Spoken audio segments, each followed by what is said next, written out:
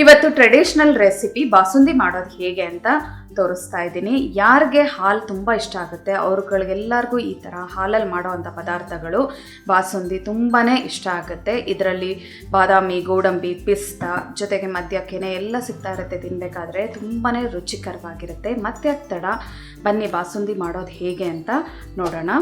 Welcome to Bhumika's kitchen. ನಾನು ಭೂಮಿಕಾ ಸುದರ್ಶನ್. ಬಾಸುಂದಿ ಮಾಡೋದು ಹೇಗೆ ಅಂತ ನೋಡೋಣ ಬನ್ನಿ. ಸ್ಟವ್ ಆನ್ ಮಾಡಿಕೊಂಡು ದಪ್ಪ ತಳ ಇರೋವಂಥ ಪಾತ್ರೆ ಅಥವಾ ಕಡಾಯಿ ಒಳಗಡೆ ನಾನು ಒಂದು 3/4 ಲೀಟ್ರಷ್ಟು ಹಾಲು ಹಾಕ್ಕೊಂಡಿದ್ದೀನಿ. ಇದು ಕಾಯೋದಕ್ಕೆ ಇಟ್ಟಿದ್ದೀನಿ. ಇದು ಚೆನ್ನಾಗಿ ಕಾಯಲಿ. ಕುದಿ ಬರ್ತಾ ಇದೆ. ಈ ಟೈಮಲ್ಲಿ ಒಂದು ಸೌಟ್ ಹಾಕ್ಕೊಂಡು ನಾವು ಈ ಥರ ತಿರುಗಿಸ್ತಾನೆ ಇರಬೇಕು. ಮೀಡಿಯಮ್ ಫ್ಲೇಮ್ ಮತ್ತು ಹೈ ಫ್ಲೇಮಲ್ಲೇ ನಾವು ಇಟ್ಕೊಂಡು ಈ ಥರ ಮಿಕ್ಸ್ ಮಾಡಿಕೊಂಡು ಉಕ್ಕು ಬರ್ತಿದ್ದ ಹಾಗೆ ನೋಡ್ಕೋಬೇಕು. ಏನಿದೆ ಈ ಹಾಲು ಅರ್ಧ ಭಾಗ ಆಗಬೇಕು, ಅಲ್ಲಿವರೆಗೂ ಚೆನ್ನಾಗಿ ನಾವು ತಿರುಗಿಸ್ತಾ ಇರಬೇಕು. ಈ ಕೆನೆ ಏನಾದರೂ ಸೈಡಲ್ಲಿ ಕಟ್ಟಿದ್ರೆ ಈ ಥರ ಹಿಂಗೆ ಸೌಟಲ್ಲಿ ಹಿಂಗೆ ಎಳ್ಕೊಂಡು ಕ್ಲೀನ್ ಮಾಡ್ಕೋತಾ ಇರಬೇಕಾಗುತ್ತೆ.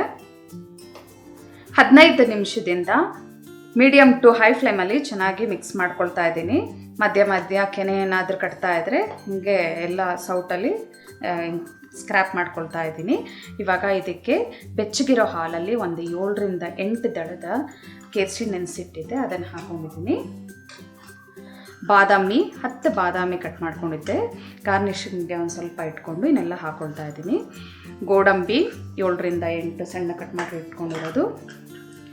ಪಿಸ್ತಾ ಅದು ಕೂಡ 7ರಿಂದ 8 ಚೆನ್ನಾಗಿ ಮಿಕ್ಸ್ ಮಾಡ್ಕೊಳ್ತೀನಿ.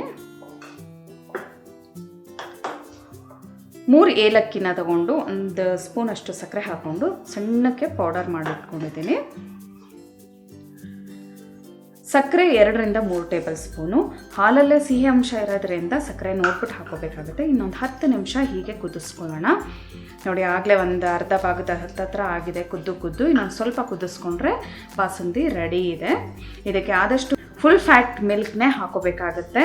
ಆವಾಗ ಕೆನೆ ಚೆನ್ನಾಗಿ ಕಟ್ಟುತ್ತೆ, ಜೊತೆಗೆ ಬಾಸುಂದಿ ಚೆನ್ನಾಗಿ ಬರುತ್ತೆ.